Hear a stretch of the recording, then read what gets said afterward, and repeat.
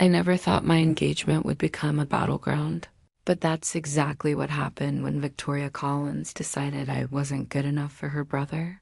My name is Olivia Mitchell, and at 29, I thought I had finally found everything I ever wanted: a fulfilling career in marketing, the love of my life in James Collins, and the promise of a family that would finally feel like home. The day James proposed was the happiest of my life. He got down on one knee at sunset on the beach, waves crashing behind us, and promised me forever. When he slipped that gorgeous emerald-cut diamond on my finger, I couldn't stop the tears. "I can't wait to make you a Collins," he had whispered, and my heart soared at the thought of belonging. I'd met his family several times before, and while his parents, Eleanor and Richard, seemed reserved but polite, his sister Victoria had always been difficult. There was something in the way she looked at me during family dinners, a slight curl of her lip when I spoke, the way she'd interrupt me mid-sentence or reference inside family jokes I couldn't possibly understand. I tried to brush it off, to make excuses for her behavior. Maybe she was just protective of her brother. Maybe she needed time to warm up to me.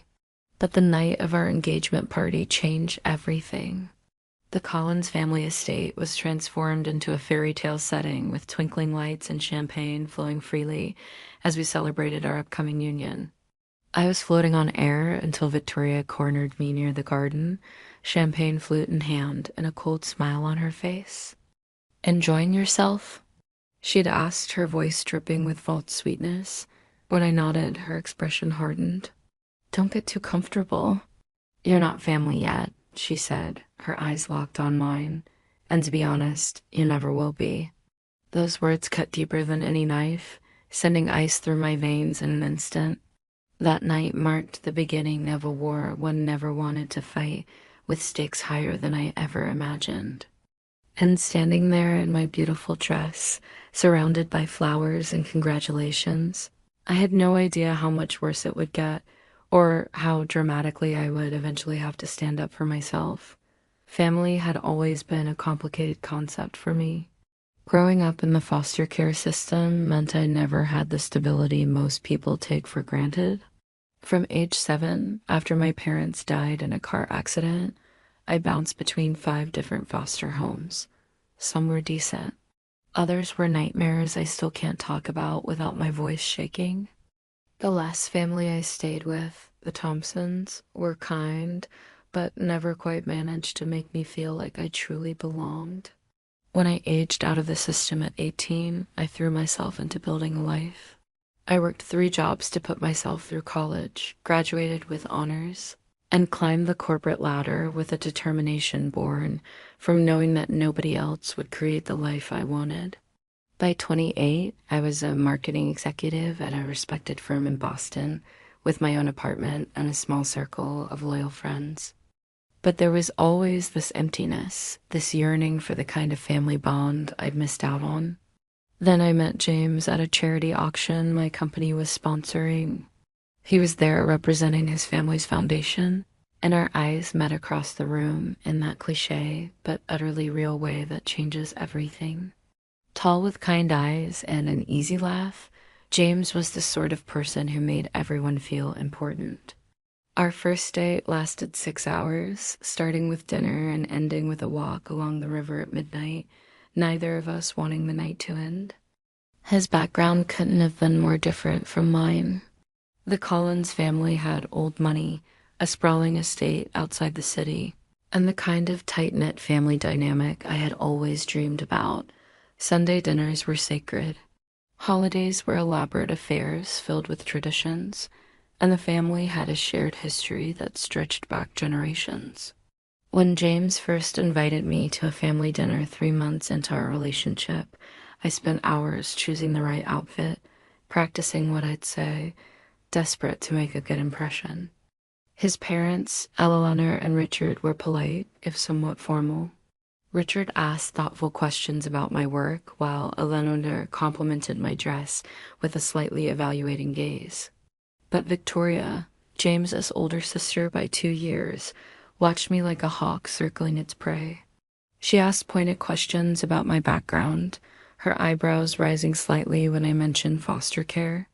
How interesting, she'd said, in a tone that suggested it was anything, but over the next few months, as my relationship with James deepened, Victoria's microaggressions became a constant undercurrent. She'd accidentally exclude me from family photo opportunities, mention James' ex-girlfriend Caroline's accomplishments at random moments, or helpfully explain family customs to me as if I were a particularly slow child. Victoria's just protective, James would say when I cautiously brought up her behavior. Shay warm up to you, I promise. I wanted to believe him so badly. I tried everything to win her over. I invited her to lunch, asked her opinion on things, brought thoughtful gifts to family gatherings. When James and I moved in together after a year of dating, I even asked Victoria for decorating advice, hoping to build a bridge. She showed up with a portfolio of ideas that completely disregarded everything I'd said I liked, and then seemed offended when I gently suggested alternatives. Well, I suppose if that's what you want, she said with a tight smile. I just thought you might want the apartment to have some class. Caroline had such exquisite taste. Despite everything, I held on to hope. When James proposed after 2 years together, whispering promises of forever on our favorite hiking trail as the sun set behind the mountains, I said yes with my whole heart. Maybe once we were married, once I was officially a Collins, Victoria would finally accept me. Maybe then I would finally have the family I had always longed for. Little did I know that my engagement ring wasn't a ticket to acceptance, but the beginning of the most challenging test of my self-worth I would ever face. The day after James proposed at our favorite hiking spot, we drove to his parents' house to share the news in person.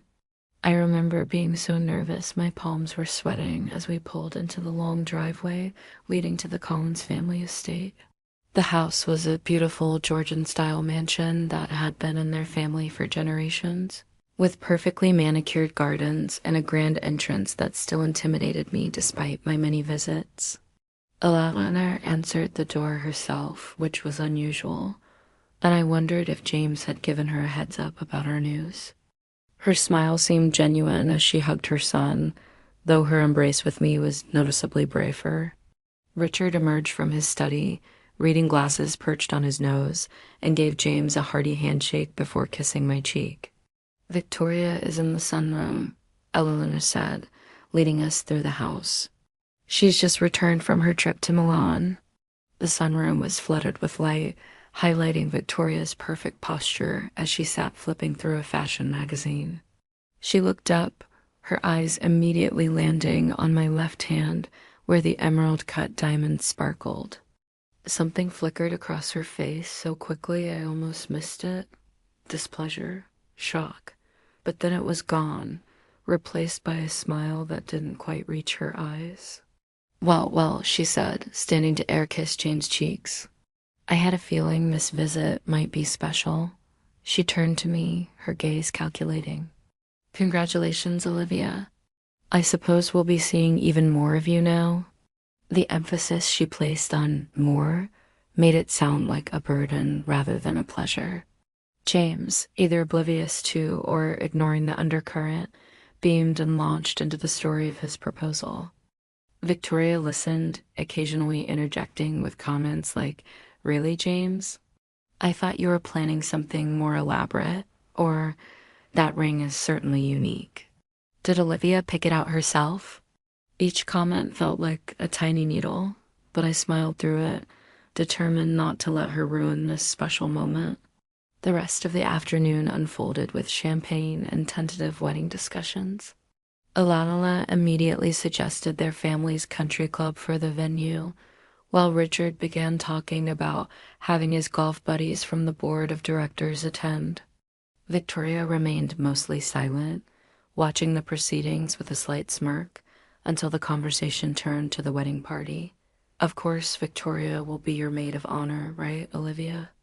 Alana said, not really asking so much as stating what she assumed was obvious. Before I could respond that I'd actually planned to ask my best friend Maya, Victoria cut in. I'd be happy to step in, since I'm not sure Olivia has many long-term friends. The implication that my foster care background meant I couldn't maintain relationships hung in the air. James squeezed my hand under the table but said nothing to contradict his sister. That pattern continued in the weeks that followed. Victoria appointed herself unofficial wedding coordinator, creating a group text with me, James, and his parents, where she'd send daily ideas that completely contradicted my vision. When I mentioned wanting a small, intimate ceremony at a historic greenhouse I'd fallen in love with, Victoria sent links to the grandest ballrooms in the city. The Collins family has a reputation to maintain, she wrote. We can't have people thinking James is having some backyard wedding. I tried to stand my ground, scheduling appointments to see venues I liked, only to arrive and find Victoria had already been there, telling owners the booking would be under the Collins name and making completely different arrangements. She'd show up at every vendor meeting, interrupting when I spoke and making decisions without consulting me. You don't understand our family traditions, she'd say dismissively. James' cousin had her centerpieces like this, and his other cousin had this specific menu. We can't break tradition. James noticed my growing frustration, but continually downplayed it. She's just excited, he'd say. And honestly, she knows what will make my parents happy. Maybe we should compromise on some things. Each compromise felt like a small piece of my dream slipping away. The situation escalated when we had dinner with James' extended family to announce our engagement. Victoria had somehow ensured I was seated at the opposite end of the table from James, next to a particularly judgmental great-aunt who spent the entire meal asking if my family had any breeding at all. When the conversation turned to wedding planning, Victoria loudly mentioned that she'd taken the liberty of revising our guest list. I added about 50 people from Dad's business connections and Mom's charity board, she announced. And I invited Caroline too, James. I hope that's okay. You two have such history, it would be a shame not to have her there. The table fell awkwardly silent as James looked between me and his sister. I don't think that's necessary, Vic, he finally said. But the damage was done. I could feel tears threatening, but refused to cry in front of this family. Later that night, in the privacy of our apartment, I confronted James about Victoria's behavior. She's deliberately trying to take over our wedding, I said, and inviting your ex-girlfriend, James. That's crossing a line. He sighed, running a hand through his hair. Victoria can be intense, I know, but she doesn't mean harm. Carolyn and I have been broken up for years, and they're still friends. Victoria probably just didn't think about how it might make you feel. But that's the problem, I insisted. She's not thinking about my feelings at all. This is our wedding, not hers. James pulled me into a hug that was meant to be comforting, but felt somehow dismissive. Let's just try to keep the peace, okay? The wedding is just one day. We have our whole lives ahead of us. His words should have reassured me, but instead they planted a seed of doubt. If James wouldn't stand up for me now, would he ever? And if Victoria was this controlling about the wedding, what would she be like once I was officially part of the family? Little did I know, the engagement party would provide those answers in the most painful way possible. The Collins family spared no expense for our engagement party. Their estate was transformed with thousands of twinkling lights, cascading floral arrangements, and a champagne fountain that sparkled under the stars. A string quartet played softly in the background as waiters circulated with trays of elaborate hors d'oeuvres. I'd spent weeks finding the perfect dress, a champagne-colored silk that made me feel like I belonged in this world of wealth and privilege. James' parents had invited over 200 people, most of whom I'd never met, a fact that left me clutching my fiancé's arm as we greeted an endless stream of business associates and distant relatives and family friends. You look beautiful, James whispered, periodically giving my hand reassuring squeezes. Everyone loves you. I wanted desperately to believe him, especially when Eleanor introduced me to her garden club friends with an almost warm, "This is Olivia, the girl who's stolen our James' heart." The evening progressed smoothly until about 2 hours in, when James was pulled away by his father to meet an important business connection. "I'll be right back," he promised, kissing my cheek before disappearing into the crowd. I found myself suddenly alone, smiling awkwardly at people who viewed me with curious, assessing gazes. I was making my way toward the bar when Victoria appeared beside me, looking stunning in a designer gown that probably cost more than 3 months of my salary. "Enjoying yourself?" she asked with a smile that didn't reach her eyes. "It's wonderful," I replied, sincerely hoping we might share a positive moment. "The decorations are beautiful. Thank you for all your help arranging everything."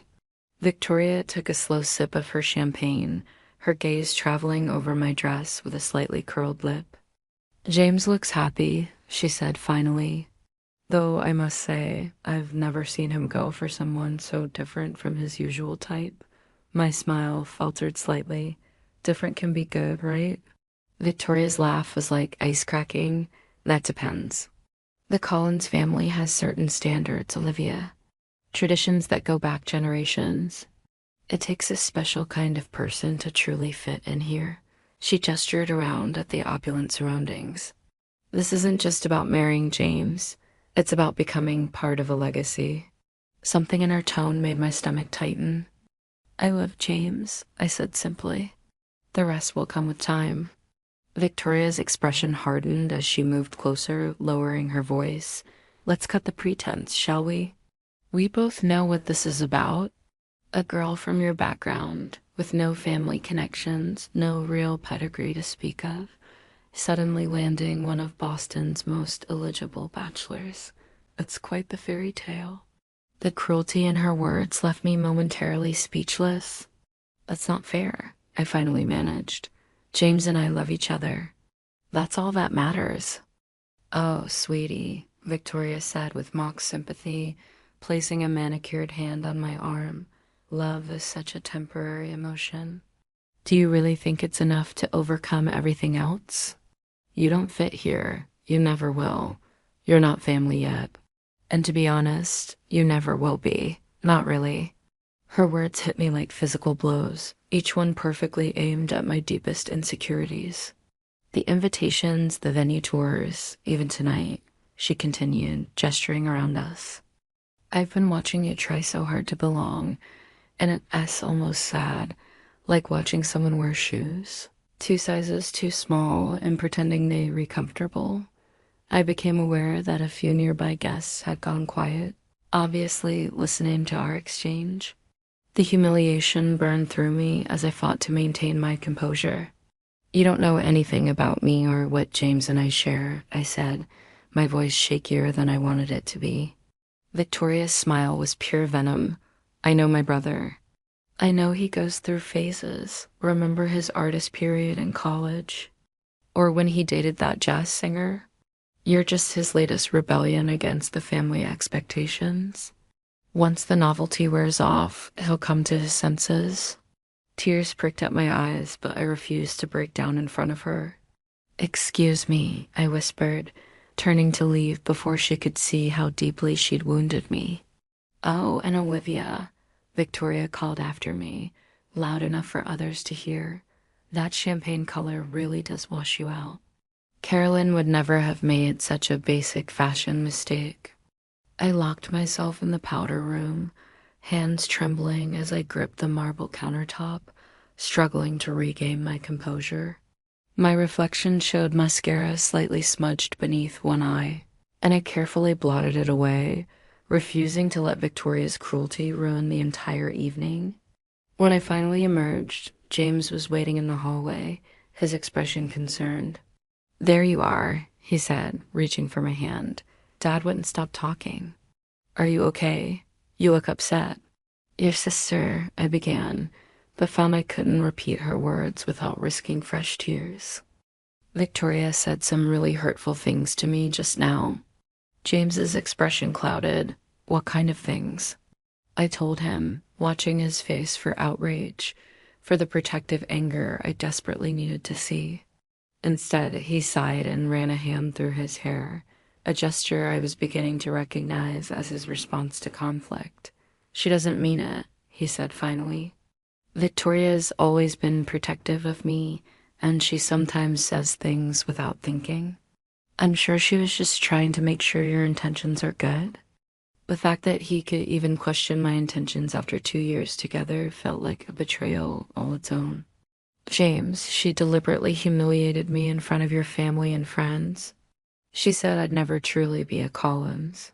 His expression softened as he pulled me into a hug. "You will be, though. Once we're married, all of this will settle down. Victoria will see how happy you make me, and she'll come around." I wanted to believe him. I needed to believe him. But as we rejoined the party, Victoria caught my eye across the room and raised her champagne glass in a mock toast, her smile triumphant. For the first time since James had proposed, I found myself wondering if saying yes had been a mistake. Not because I didn't love him, but because loving him might mean a lifetime of fighting for a place in a family determined to see me as an outsider. When I mentioned wanting a small, intimate ceremony at a historic greenhouse I'd fallen in love with, Victoria sent links to the grandest ballrooms in the city. "The Collins family has a reputation to maintain," she wrote. "We can't have people thinking James is having some backyard wedding." I tried to stand my ground, scheduling appointments to see venues I liked, only to arrive and find Victoria had already been there, telling owners the booking would be under the Collins name, and even a TNA test kit with a note saying, "Thought you might want to discover if you have any notable ancestry after all." Each gift arrived with a saccharine note signed, "From your future sister who only wants the best for the family." James would shake his head at these misguided gestures, but never confronted his sister directly. Instead, he suggested I simply return the gifts or donate them, avoiding conflict. But conflict was becoming unavoidable as the wedding date approached, and Victoria's interference grew more aggressive. The constant undermining and microaggressions were taking their toll on me emotionally. I found myself second-guessing every decision, withdrawing from friends who grew tired of hearing about wedding drama, and losing sleep over what should have been the happiest time of my life. What scared me most was how I was beginning to see myself through Victoria's eyes, unworthy, unsuitable, an interloper in the perfect Collins family narrative. The confident, self-assured woman I had worked so hard to become was slowly disappearing, replaced by someone constantly seeking approval and afraid to speak her mind. As I sat alone in our apartment one night, staring at the latest passive-aggressive gift from Victoria, I wondered how much more I could take before something inside me broke completely, or worse, before I accepted that perhaps Victoria was right about me all along. 6 months into our engagement, with the wedding just 3 months away, Victoria's campaign reached a breaking point.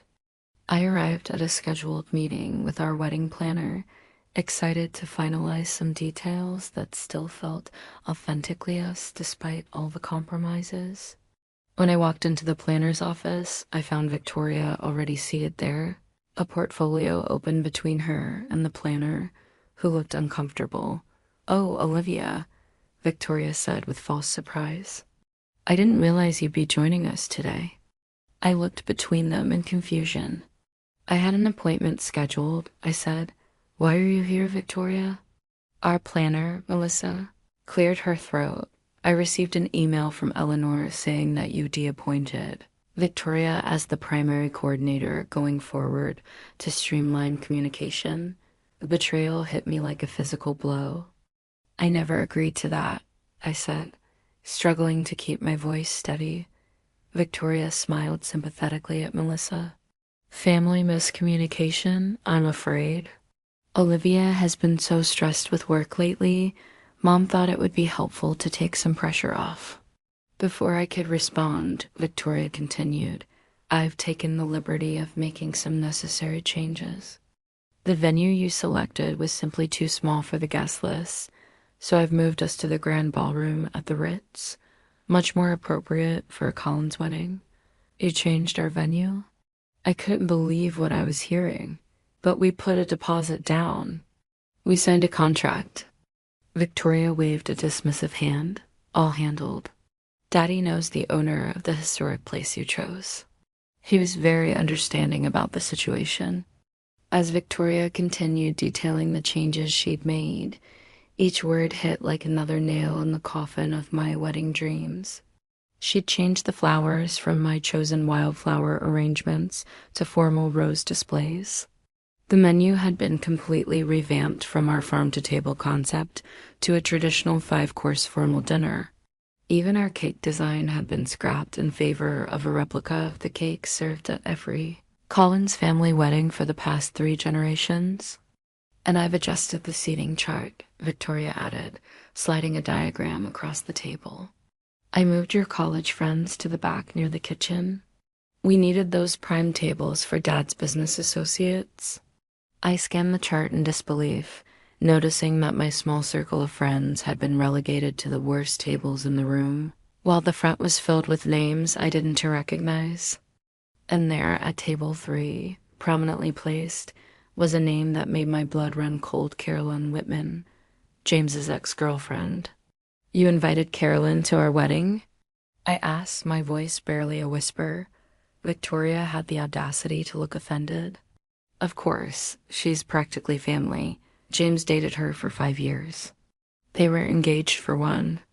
Everyone expected them to marry until she got that job offer in London. This was news to me. James had mentioned dating Carolyn seriously, but had never disclosed they were actually engaged. I felt sick as Victoria continued. Caroline's back in Boston now, actually. We had lunch last week. She's looking forward to the wedding, says she has no hard feelings about you and James. The room seemed to spin around me. I excused myself, fled to the restroom, and promptly emptied the contents of my stomach. When I returned, shaking but determined, I found Victoria showing Melissa photos on her phone. These are from James' cousin's wedding. See how elegant the classic Collins table settings are compared to those bohemian ideas Olivia had. Summoning every ounce of courage, I interrupted. Melissa, could you give us a minute, please? The wedding planner, clearly sensing the tension, nodded and quickly left the room. As soon as the door closed, I turned to Victoria. This ends now. You had no right to change our venue, our flowers, our menu, or anything else. And you absolutely had no right to invite James's ex-fiancée to our wedding. Victoria's expression hardened, the polite facade dropping entirely. Don't be so dramatic, Olivia. I'm doing you a favor. Left to your own devices, you de-embarrass yourself and the entire Collins family with your lack of taste and understanding of our traditions. It's my wedding, I insisted, voice rising despite my efforts to stay calm. Mine and James's, not yours, not your parents. Victoria laughed, a cold sound entirely devoid of humor. How naive you are. Collins' weddings are family affairs. They're about maintaining connections, upholding traditions, and ensuring the family's social standing. Your input is quaint, but hardly relevant in the grand scheme of things. She gathered her papers, tucking them into an expensive leather portfolio. You should be grateful. Really, I'm saving you from yourself. Can you imagine how uncomfortable it would be for you if the wedding was a social failure? People would talk for years. The condescension in her tone pushed me past my breaking point. Why are you doing this? What have I ever done to make you hate me so much? Victoria's expression shifted, something almost vulnerable flashing in her eyes before the mask of contempt returned. Hate you? I don't care enough about you to hate you, Olivia. I'm protecting my family from an obvious gold digger who managed to manipulate my brother. The accusation stunned me.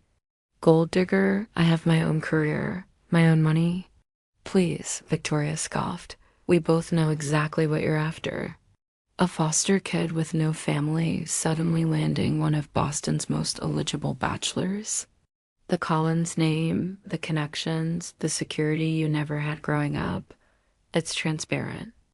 The cruel precision of her words revealed that she'd done her research on me, finding exactly the right insecurities to target, but something else she'd said caught my attention. How do you know about the changes I wanted to make to the wedding? I only discussed those with James and wrote them in my planning journal. Victoria's smirk confirmed my suspicion before she even spoke. Your password protection skills could use work. James and Olivia 2023 isn't exactly Fort Knox. I've been monitoring your planning document for months. The violation of privacy left me speechless. Victoria had been reading my private thoughts, my plans, perhaps even the personal notes I'd written about my hopes for our marriage. You had no right, I finally managed. No right to access my private files, no right to change our wedding plans, and absolutely no right to invite Carolyn. Victoria stood, gathering her things. I have every right to protect my family from someone who clearly doesn't belong.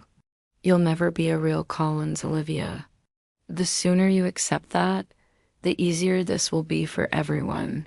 She paused at the door. Oh, and don't bother running to James about this. Who do you think approved the venue change? He knows what's expected of a Collins wedding. I sat alone in the meeting room long after Victoria left, my mind racing. Was she telling the truth about James approving these changes? Had he been complicit in this takeover all along? When I finally confronted him that evening, his reaction was worse than anything Victoria could have said. I didn't exactly approve everything, he hedged, avoiding my eyes. But Mom and Victoria made some compelling points about the venue size and family traditions. They changed everything, James, everything, and Victoria invited Carolyn, your ex-fiancée. Were you ever going to tell me you were engaged before? James had the grace to look ashamed. It wasn't relevant. We broke up years ago. It became relevant when your sister invited her to our wedding. I was shouting now, months of frustration boiling over. Can't you see what Victoria is doing? She's deliberately trying to hurt me, to push me away. James ran his hands through his hair, his go-to-stress gesture. Victoria can be difficult, I know, but she means well. She wants the wedding to be perfect. Perfect for whom? Not for me, not for us, for your family. For their social standing, for everyone except the bride. I was crying now, hating the weakness, but unable to stop. When are you going to stand up for me, James? When are you going to put us first? His silence was deafening, stretching between us like an unbridgeable chasm. Finally, he sighed. Let me talk to Victoria, okay? I'll sort this out. But his words lacked conviction. And in that moment, I realized a devastating truth. James would always choose the path of least resistance. He would always prioritize peace with his family over standing up for me, and I had to decide if I could live with being second best for the rest of my life. Later that night, as James slept beside me, I lay awake staring at the ceiling. Victoria's words echoing in my mind. Asterisk, you'll never be a real Collins. Maybe she was right, but not for the reasons she thought. Maybe I would never be a Collins because being one seemed to require surrendering your backbone, your individuality, your very self to the collective family will. For the first time, I allowed myself to seriously question whether this marriage was what I really wanted, whether loving James was enough to justify the price his family was demanding I pay. The week after discovering Victoria's wedding coup, I called in sick to work, something I'd never done without legitimate illness. I needed space-time to think without James's placating words or Victoria's venom clouding my judgment. Our apartment suddenly felt suffocating, filled with engagement gifts and wedding magazines that now seemed like props in a play I was unsure I wanted to perform in. I packed an overnight bag and texted James that I needed a few days at Maya's place to clear my head. His response was telling, asterisk, take all the time you need. I'll smooth things over with Mom and Victoria about the wedding changes. Not I'm sorry or I'll fix this asterisk. Just another promise to manage his family's expectations rather than support mine. Maya welcomed me with open arms, no questions asked until I was ready to talk. We've been friends since college, roommates for 3 years before I moved in with James. She'd witnessed my journey from insecure foster kid to confident professional, and she'd never liked how I changed around the Collins family. "You shrink yourself," she'd observed once after a dinner with them. Asterisk, like you're trying to take up less space. After ordering takeout and opening a bottle of wine, I finally broke down and told her everything from Victoria's cruel words at Weiss, the engagement party, to the wedding planning takeover and the Carolyn revelation. Maya listened without interrupting, her expression growing increasingly concerned. When I finished, she set down her wine glass deliberately. Asterisk, Liv, I need to ask you something, and I need you to really think before you answer. If Victoria and the Collins family weren't in the picture, would you still want to marry James? The question hit me like a bucket of cold water. I'd been so focused on Victoria's behavior that I hadn't fully examined James's role in all this. "I love him," I said automatically. Maya nodded, asterisk, "I know you do, but that's not what I asked." "Do you want to marry him, knowing what you know now about how he handles conflict? About how he prioritizes his family's wishes over yours?" Asterisk, I stared into my wine glass, searching for clarity. Asterisk, he's not a bad person, Maya. He's just conflict averse. He wants everyone to be happy. But everyone can't be happy in this situation, Maya pointed out gently. Asterisk, and when forced to choose, he consistently chooses their happiness over yours. What does that tell you about your future together? Asterisk, the truth of her words settled heavily in my chest. James wasn't malicious like Victoria, but his passive acceptance of her behavior, his unwillingness to establish boundaries with his family, was its own kind of betrayal. "I grew up without a family," I said finally, tears welling. Asterisk. Maybe I've been so desperate to belong somewhere that I've been willing to accept things. I shouldn't. Asterisk, Maya reached across the table to squeeze my hand. Asterisk, you deserve to be more than tolerated, Liv. You deserve to be celebrated, just as you are. That night, sleeping on Maya's couch, I dreamed of Mrs. Thompson, my last foster mother. She'd been a quiet, dignified woman who took in teen girls that other homes had rejected. The day I aged out of the system, she'd given me a simple silver bracelet. "Your worth isn't determined by others," she told me. Asterisk, it comes from within. Never forget that. I woke up reaching for that bracelet, which I still wore every day. Somehow, in the whirlwind romance with James, in my desire to finally have the family I'd always craved, I'd forgotten Mrs. Thompson's wisdom. I'd allowed Victoria and the Collins family to make me question my worth, to make me feel like I should be grateful for their conditional acceptance. Over the next 2 days, I did some serious soul-searching. I reread old journals, looked at photos of myself before and after meeting James, and realized with startling clarity how much I'd changed. The confident, independent woman who had put herself through college and built a successful career had slowly been replaced by someone who constantly sought approval, who doubted her own judgment, who apologized for taking up space. I'd been so focused on becoming a Collins that I'd been losing Olivia Mitchell in the process.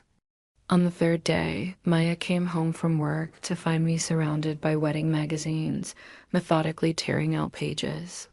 Asterisk, spring cleaning? She asked, setting down her bags. I looked up with a clarity I hadn't felt in months. "I'm taking back my wedding, and if that's not possible," I said, "then I'm taking back myself." Maya smiled, recognizing the return of the friend she'd known. "So you're not calling it off?" I considered the question carefully. Not yet. I love James, and I think he loves me. But something has to change. I can't keep shrinking myself to fit into their world. Either we build our own world together, or we don't have a future. That evening, I returned to our apartment. James was waiting anxiously, looking like he hadn't slept well. "I've been so worried," he said, pulling me into a hug. I tried calling. "I needed space," I explained, gently extracting myself. "I needed to remember who I am without all the Collins family drama." James's expression fell. "Liv, I'm sorry about the wedding changes. I told Victoria she went too far. We can change things back." "This isn't just about the wedding," I said, motioning for him to sit down. "It's about us, about our future.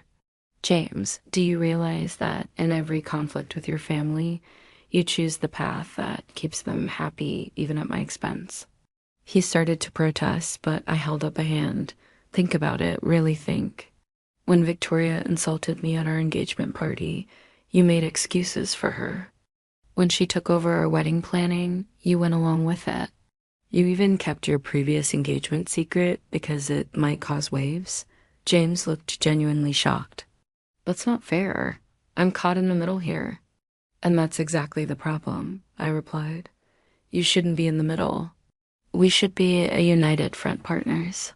But instead, you're trying to please everyone, and the result is that no one's truly happy. Least of all me." I took a deep breath, gathering my courage. "I need to know, James. If it comes down to a choice between standing up to your family or giving in to keep the peace, which will you choose?" His hesitation told me everything I needed to know. "I love them, Liv. They're my family. But I love you too. But when those loves conflict, when Victoria deliberately humiliates me or your mother overrides my wishes, where do your loyalties lie then?" James ran his hands through his hair, a gesture I now recognized as avoidance. "Why does it have to be either or? Why can't we all just compromise?" In that moment, I saw our future with painful clarity. A lifetime of compromises that would always favor the Collins family traditions, preferences, and expectations. A lifetime of Victoria's subtle undermining, with James playing peacemaker rather than protector. "Compromise requires mutual respect," I said finally. "Your sister has made it abundantly clear that she doesn't respect me or my place in your life. And honestly, James, I'm starting to wonder if you do either."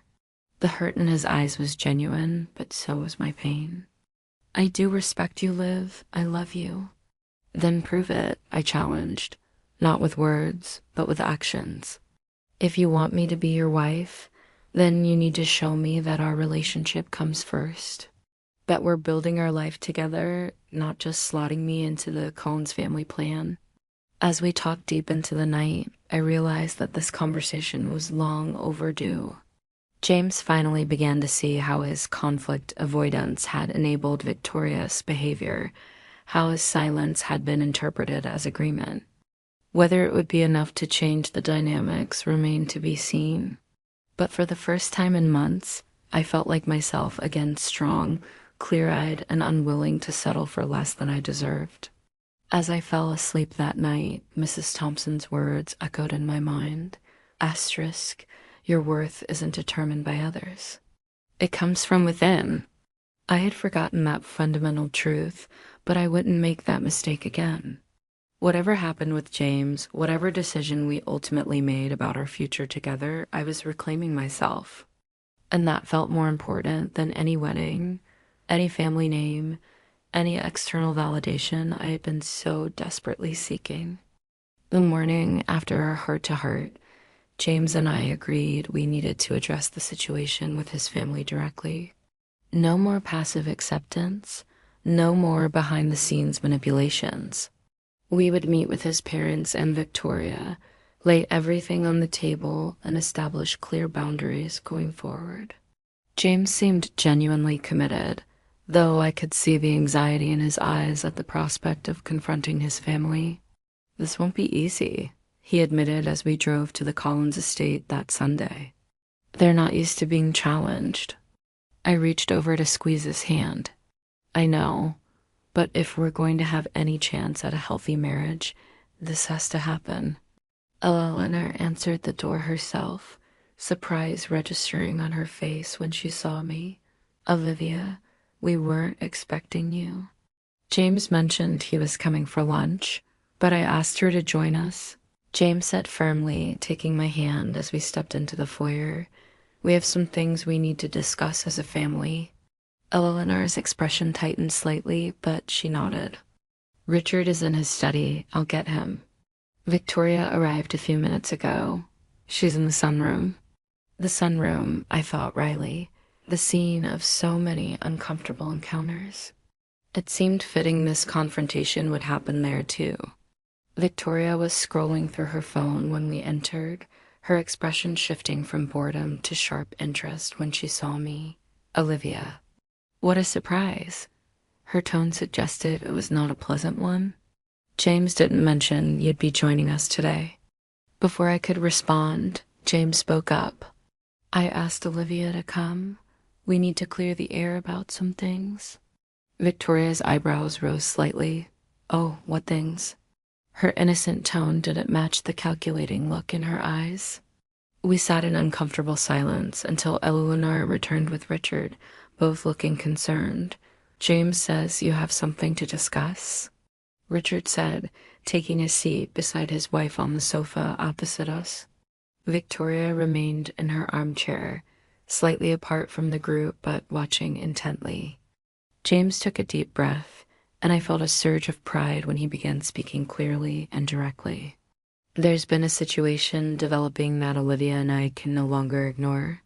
Victoria has been systematically undermining our relationship and taking over our wedding plans without our consent.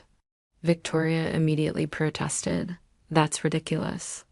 I've only been trying to help, since Olivia clearly doesn't understand our family traditions. Let me finish, James said with a firmness I rarely heard from him. He proceeded to outline Victoria's behavior, the comments at the engagement party, the wedding planning takeover, the invitation to Carolyn, the password hacking. With each example, Eleanor's expression grew more troubled, while Richard looked increasingly uncomfortable. Victoria's face flushed with anger as her actions were laid bare.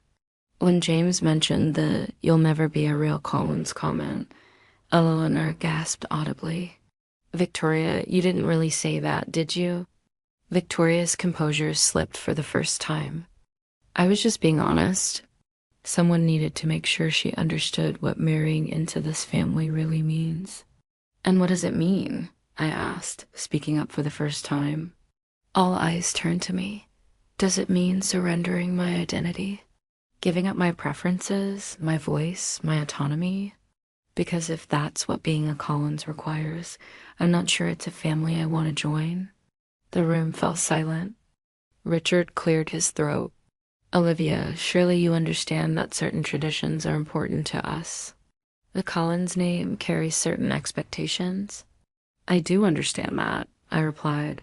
What I don't understand is why those traditions and expectations should completely override our wishes for our own. Weighing our own life together, I turned to face Victoria directly. What I really do and understand is why you've been so determined to push me out from day one. What did I ever do to make you hate me so much? Victoria's mask of politeness dropped completely. You want to know why? Because you're an opportunist. I've seen how this plays out before. Someone from nowhere, with no family, no connections, suddenly infiltrating our world. Next thing you know, James is disconnected from his family, our traditions are discarded, and the Collins legacy is diluted. The naked prejudice in her words shocked even her parents. Victoria, Eleanor exclaimed. But Victoria wasn't finished. Let's be honest about what this is. You saw James with his family, money, and connections. And you saw your ticket to the life you never had, the stable family, the social standing, all of it. Her words were cruel, but her voice shook slightly, revealing something beneath the venom fear, perhaps insecurity. I took a deep breath, determined to maintain my composure. You're right about one thing, Victoria. I do want a family. I've wanted one since I was 7 years old and lost mine in a car accident. But you're wrong if you think I'm after the Collins name or money. I looked directly at Eleanor and Richard. I have my own career, my own accomplishments. I put myself through college, working 3 jobs. I've built a life I'm proud of. I don't need the Collins money or connections. What I wanted was to be part of a family that would accept me for who I am. I turned back to Victoria. But you've made it abundantly clear that will never happen. James reached for my hand, squeezing it supportively. This isn't just Olivia's problem, he said to his family. This is about respect. Victoria, you've disrespected my fiancé, my relationship, and my ability to make my own choices. You've gone behind our backs and made decisions that weren't yours to make, and deliberately tried to hurt someone I love. Victoria's expression hardened. I was protecting you, James, like I've always done. I don't need your protection, James replied firmly. I need your respect. Olivia is going to be my wife. That means she's going to be family. If you cut and accept that, if you cut and treat her with basic decency, then we have a serious problem.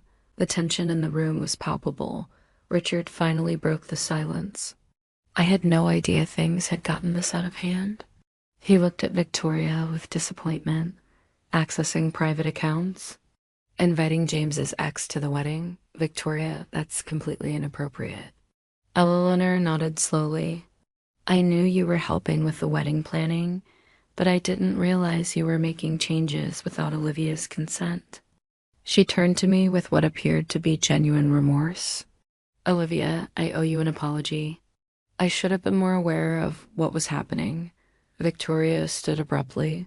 So that's it? You're all taking her side now? After everything I've done to maintain our family standards? This isn't about sides, James said wearily. It's about respect. Olivia and I are getting married. We're starting our own family. You can either support that or not, but you don't get to interfere or undermine us.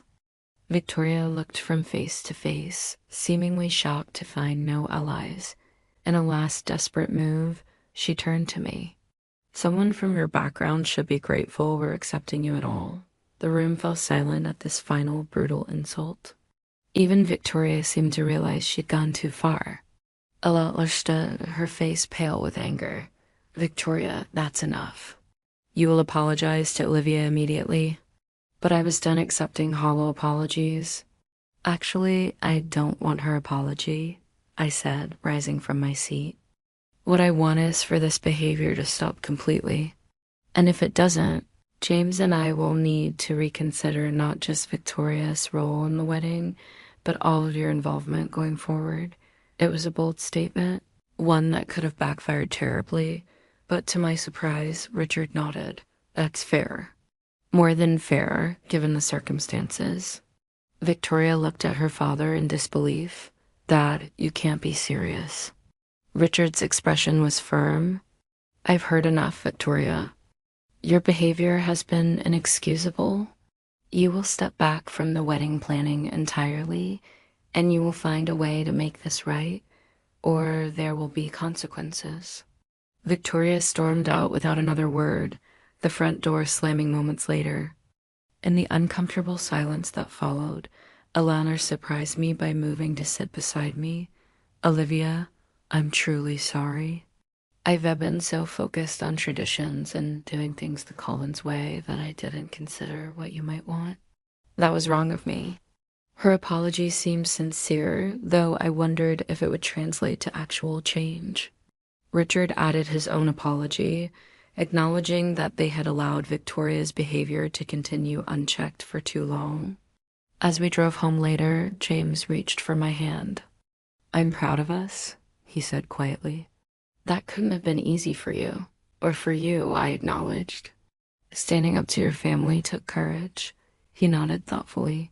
It did. But it also felt right. Like I was finally being honest about what matters most to me. It was a start, I thought, a significant one.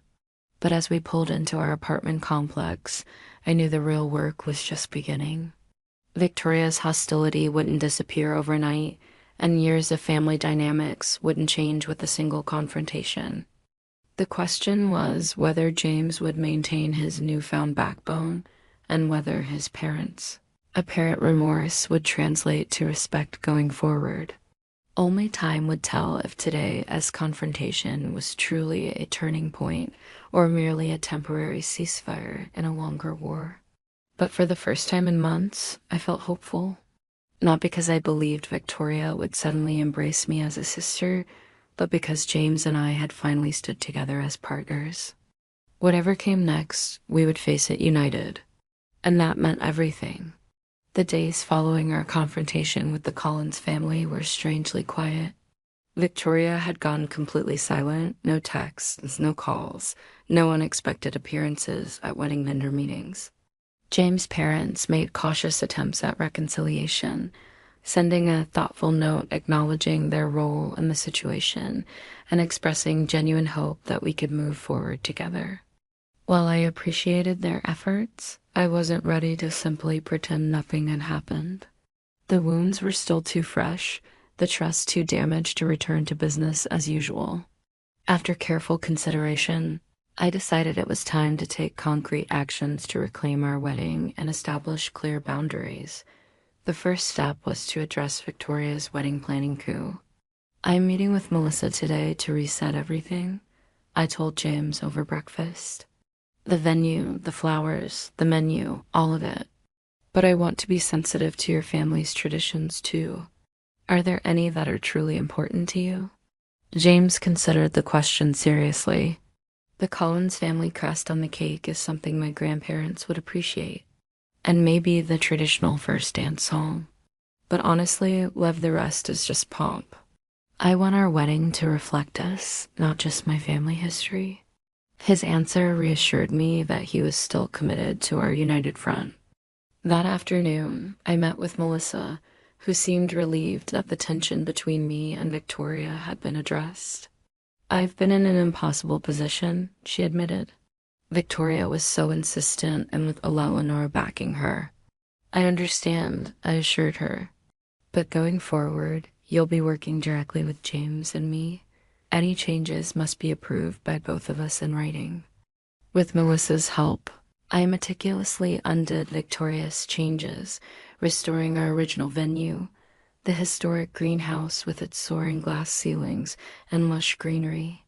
We reverted to our chosen menu of locally sourced seasonal fare, though I did incorporate a traditional Collins family dessert as a respectful nod to James' heritage. The seating chart was completely redesigned, ensuring my friends had proper placement and, most importantly, removing Carolyn from the guest list entirely. Next came the difficult task of addressing Victoria's inappropriate gifts. I carefully packed each one, wrapping them in their original packaging where possible. With each item, I included a short, polite note. Asterisk, thank you for thinking of us, but this isn't quite right for our home. Best wishes, Olivia. It was cordial but firm, returning the unwanted items without apology or explanation. I was returning boundaries, not just gifts. The Collins family registry presented a more complex challenge. After discussion with James, we created a second, separate registry that truly reflected our taste and needs as a couple. For friends who had asked about gift ideas, we quietly directed them to this new registry. For the Collins family connections who would inevitably follow Victoria's lead, we left the original registry intact. It's a compromise, I explained to James. Your family gets the formal china they think we need, and our friends can give us things we'll actually use. The most significant decision, however, was removing Victoria from the wedding party. I had never actually asked her to be a bridesmaid, but Eleanor's assumption had somehow made it official in the family's mind. I drafted a carefully worded email to Victoria, copying James, Eleanor, and Richard. Asterisk, after careful consideration of recent events, James and I feel it would be best if you attend our wedding solely as a guest, rather than as part of the wedding party. We hope you understand this decision and will respect our wishes going forward. Asterisk James read it twice before nodding his approval. It's direct without being cruel. Send it. Within minutes of sending the email, James' phone exploded with calls from his parents and Victoria. He silenced it, sliding it across the table. They can wait. This is our decision, not a negotiation. His resolve strengthened my own. To replace Victoria in the wedding party, I asked Maya to be my maid of honor, a role she should have had from the beginning. For the seating chart, I made one final symbolic change.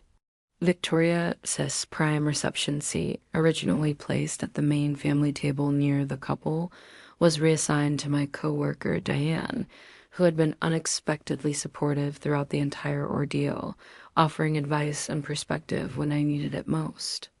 "Is that petty?" I asked James, showing him the change. He considered it briefly before shaking his head. "It's not petty to surround yourself with people who genuinely support you on your wedding day. That's just self-care." His perspective had shifted so dramatically from the conflict-avoidant man who had made excuses for his sister's behavior. The final piece of reclaiming our wedding was selecting a new coordinator to replace Victoria. Maya recommended her cousin Rebecca, a professional event planner who specialized in personalized weddings that told a couple's unique story. When we met with Rebecca, her first question was, what matters most to you two about this day? Not what traditions we needed to uphold, not what would impress the guests, but what would make the day meaningful for us. It was exactly the perspective we needed. Throughout this process of reclaiming our wedding, James remained steadfast. He fielded calls from his parents, maintaining our united position without wavering. When his mother tried to argue for Victoria's inclusion in the wedding party for family harmony, James gently but firmly refused. "This is our wedding, Mom." Victoria made her choice when she decided to undermine our relationship repeatedly. There are consequences to that choice. I overheard him on the phone with Victoria as well. His voice was calm but resolute as she apparently alternated between anger and attempts at manipulation. "No, Vic, this isn't Olivia controlling me. These are our joint decisions. If you want a relationship with us going forward, you need to accept that Olivia is my priority now." Hearing him draw that line clearly without hesitation healed something in me that had been broken during the months of watching him prioritize family peace over our partnership. As our reclaimed wedding plans took shape, I found my enthusiasm returning. The day was beginning to feel like ours again, a celebration of our love and commitment rather than an exercise in Colin's family traditions. More importantly, the process of taking back control had strengthened our relationship. James and I were communicating more openly, making decisions together, and presenting a united front to the world. Whether Victoria ever accepted me or not seemed less important now. What mattered was that James and I had found our way back to each other, stronger and more united than before. The ultimate test came 3 weeks after our confrontation, when Eleanor invited us to Sunday dinner. "I think we should go," James said cautiously. "Not to pretend everything's fine, but to establish our new normal, to show them we're still family, but with boundaries." I agreed, though not without apprehension. As we drove to the Collins estate, James reached for my hand. "Whatever happens in there, we're in this together. You and me against the world, if necessary." That commitment gave me the courage to walk through the front door, head held high, ready to face whatever awaited us inside. To my surprise, the evening wasn't the disaster I'd feared. Victoria was notably absent, having other commitments, according to Eleanor. Richard made visible efforts to engage me in conversation about my work and interests, while Eleanor showed me a family photo album, this time focusing on James' childhood rather than just the Collins family legacy. They weren't perfect, but they were trying, and that meant something. As we left that night, Eleanor hugged me briefly. "I hope you know that we do want you in this family, Olivia," she said quietly. "It may take time for all of us to adjust, but you make James happy, and ultimately, that's what matters most." Her words weren't a magical solution to all our problems, but they were a sort of recognition that perhaps there was room for me in the Collins family after all. Not as a carbon copy of what they expected, but as myself, with all my differences and unique perspectives. As James and I drove home, I felt something I hadn't experienced in months. Hope. Not just for our wedding day, but for our future together. By standing up for ourselves, by reclaiming our power as a couple, we had changed the dynamic. The road ahead wouldn't be without challenges, but for the first time, I believed we had the tools and the commitment to face those challenges together. Our wedding day dawned clear and bright, sunlight streaming through the soaring glass panels of the historic greenhouse we'd chosen as our venue. As I stood in the small bridal suite, Maya arranging my veil with careful hands, I felt a surreal calm. After everything we'd been through, after all the battles and tears and difficult conversations, we had somehow made it here, to this day that was truly ours. "You look incredible," Maya said, stepping back to admire the simple, elegant gown I'd chosen. Not a traditional Collins bride's dress with its layers of lace and obligatory family pearls, but a sleek, modern design that made me feel both beautiful and authentically myself. "Are you nervous?" I considered her question carefully. "Not about marrying James, but I am wondering how the family dynamics will play out today." Victoria had ultimately been invited as a regular guest after several conversations with James and his parents. She had offered a stilted apology clearly orchestrated by Eleanor, which I had accepted with equal formality. We both understood it was a peacekeeping measure rather than a genuine reconciliation, but it was a starting point. "Just focus on James today," Maya advised, adjusting a strand of my hair. "This is about you two, not the Collins family drama." She was right, of course. As I prepared to walk down the aisle, I reminded myself that this day belonged to James and me. The greenhouse looked magical, transformed with wildflowers and twinkling lights that created the enchanted garden feeling I always wanted. Our guests were a balanced mix of my friends and colleagues, James' family connections, and the people who had supported us as a couple. As the music began and I took my first steps down the aisle, I saw James waiting for me, his expression a mixture of awe and love that melted away any lingering anxiety. I barely registered the Collins family in the front row, Victoria sitting stiffly beside her parents. All I could see was James, the man who had chosen me, who had ultimately stood beside me when it mattered most. Our vows were personal promises we had written together during those difficult weeks of reclaiming our relationship. James' voice was steady as he committed not just to loving me, but to building a life that honored both our needs, to creating new traditions together, to standing with me as a partner in all things. When he slipped the ring on my finger, his eyes locked with mine, I felt the last pieces of doubt dissolve. This was right. We were right. The reception that followed was unexpectedly joyful. Without Victoria's controlling influence, the atmosphere was relaxed and genuine. Eleanor and Richard made visible efforts to welcome my friends, engaging them in conversation and showing interest in their lives. Several of James' relatives sought me out to express their support, a few even confiding that Victoria's behavior had long been a source of family tension. "She's always needed to be the center of attention," James' cousin Melissa whispered, ever since they were kids.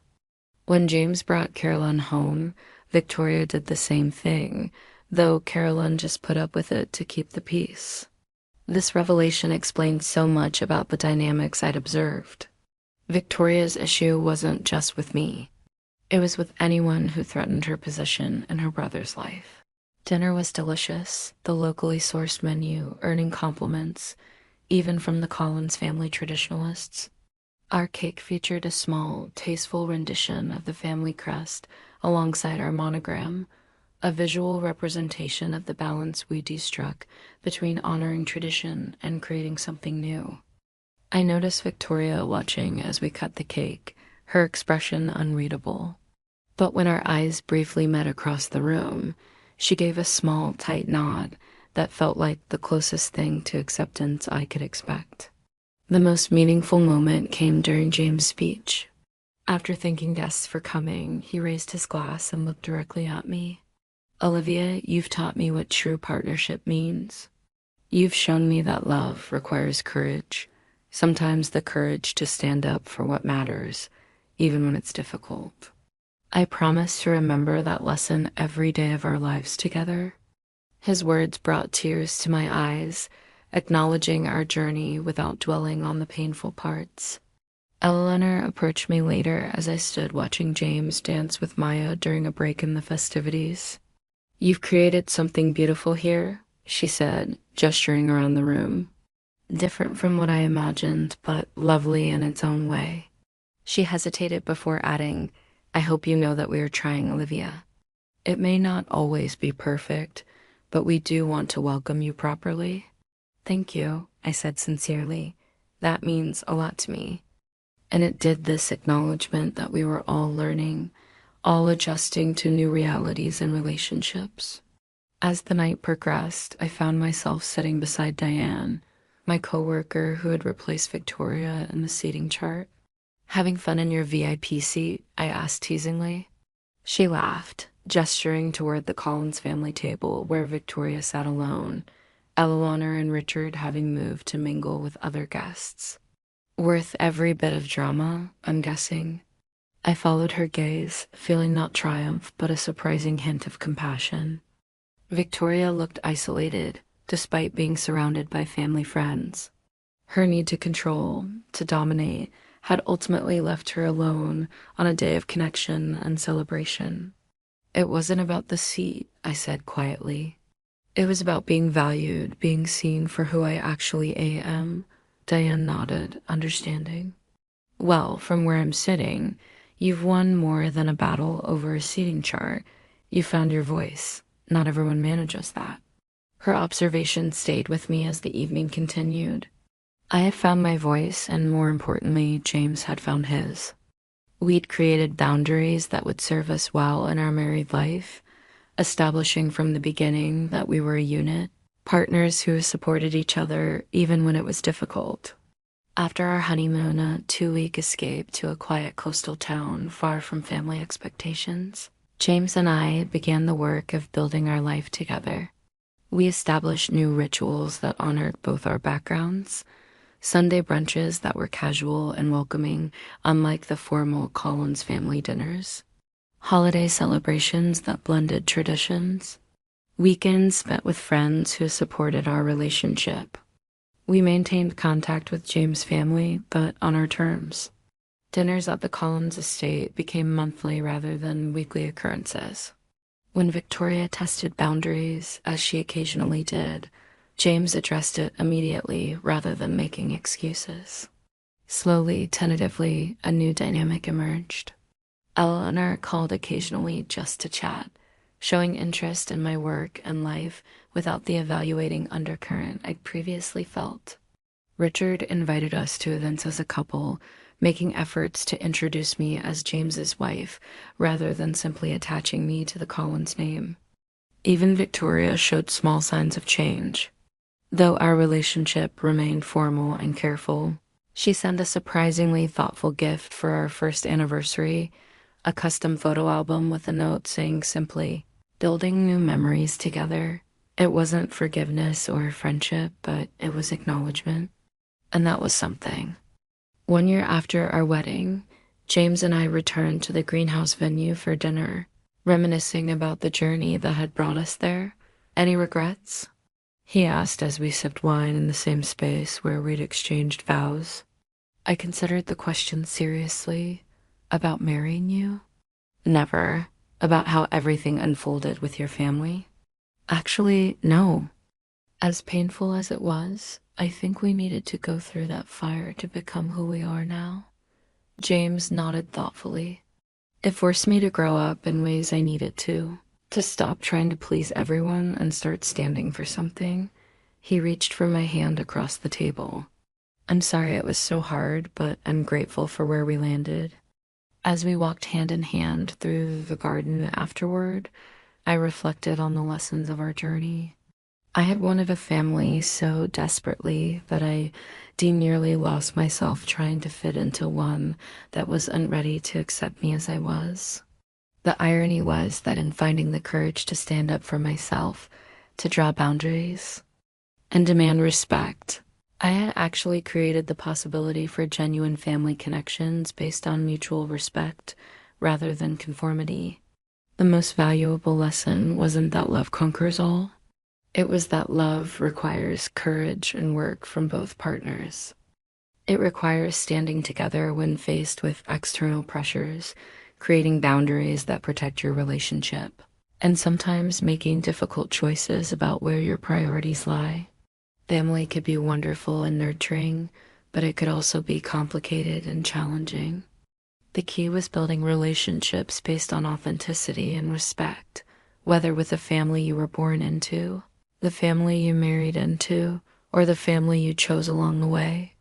As James and I created our own definition of family one based on acceptance rather than conformity, I finally understood what Mrs. Thompson had tried to teach me all those years ago. Your worth isn't determined by others. It comes from within. And when you truly believe that, you become capable of forming relationships that enhance your life rather than diminish it. My journey from unwanted foster child to confident wife hadn't been easy. But standing there with James, secure in our partnership and the boundaries we'd established, I knew it had been worth every difficult moment. We had fought for our right to define our own relationship, our own wedding, our own family dynamics. And in that fight, we had discovered not just each other's strength, but the true meaning of family one that had nothing to do with names or traditions and everything to do with love, respect, and acceptance. Thank you so much for taking the time to hear my story. Has anyone else ever had to set boundaries with difficult in-laws or future in-laws? How did you handle it? I'd love to hear your experiences in the comments below. If my story resonated with you, please consider giving this video a like and subscribing to hear more life experiences that might help you navigate your own relationships. Remember, standing up for yourself doesn't mean you don't love others. Sometimes it's the most loving thing you can do for everyone involved, including yourself. Wishing you all the courage to create relationships that honor your worth and bring true joy to your life.